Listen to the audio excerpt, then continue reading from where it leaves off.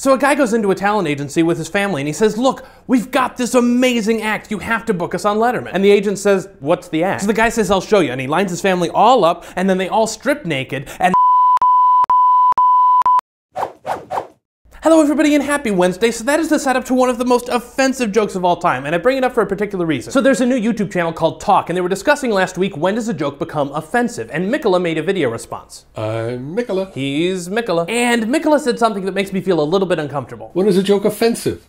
When the audience is offended. So I commented, he clarified, we sorted it out, we're best buds now, but I wanted to talk about it with you guys. Because there's no question that there are things that I may find offensive, or you may find offensive, or your half-Asian grandmother's dog sitter may find offensive. But there is a problem with the way that we commonly use that word. In the 70s, we decided that George Carlin's 7 dirty words were offensive, and because of that, the FCC could prohibit them from being broadcast. Because of the outrage surrounding several cartoon depictions of Muhammad, there are those who suggest that government should regulate print media. And because we find the Westboro Baptist Church offensive, we have continually tried to pass legislation that deprives them of their constitutional rights. Now, if you want to say that you were personally offended by something, that's completely fine, but when we say that a joke is offensive, we run the risk of implying that it is intrinsically offensive, and by extension, that something should be done about it. And here we start to run into free speech concerns. The late Christopher Hitchens summarized the works of John Milton, Thomas Paine, and John Stuart Mill in saying, "It is not just the right of the person who speaks to be heard, it is the right of everyone in the audience to listen and to hear." And here he stresses the importance of our right not just to say whatever we want, but to have access to opinions that we may disagree with that cause us to question what we already think we know. And I would argue that this is doubly important for comedy because comedians have a special license to transcend social norms. If we look at the history of court jesters, there's this idea of a licensed fool. Imagine that! You have permission from your government, or king, to be an idiot. Because jesters were not just for entertainment, it was thought that by allowing them to break social norms, they could provide access to wisdom we would otherwise be oblivious to. And I think there's a reason for this, and it's something that Steven Pinker talks about in The Stuff of Thought. He talks about the importance of indirect speech acts, where we say things that can be taken multiple ways, and that is the heart of comedy. We're constantly crippled by these social laws, and to cite an example from Steven Pinker, we resort to saying things like, if you could pass the guacamole, that would be awesome, instead of pass the guacamole. But comedy lets us transcend that, and because we have a license to be an idiot, we're allowed to say things that we could never get away with in real life. And this is incredibly powerful. Emily Levine has a TED Talk where she talks about how comedy can be used to rewire the way we think about things.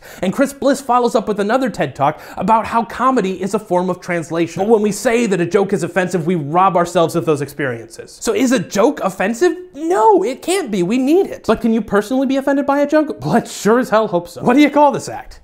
The Aristocrats. Have an awesome Wednesday, and I'll see you on Friday.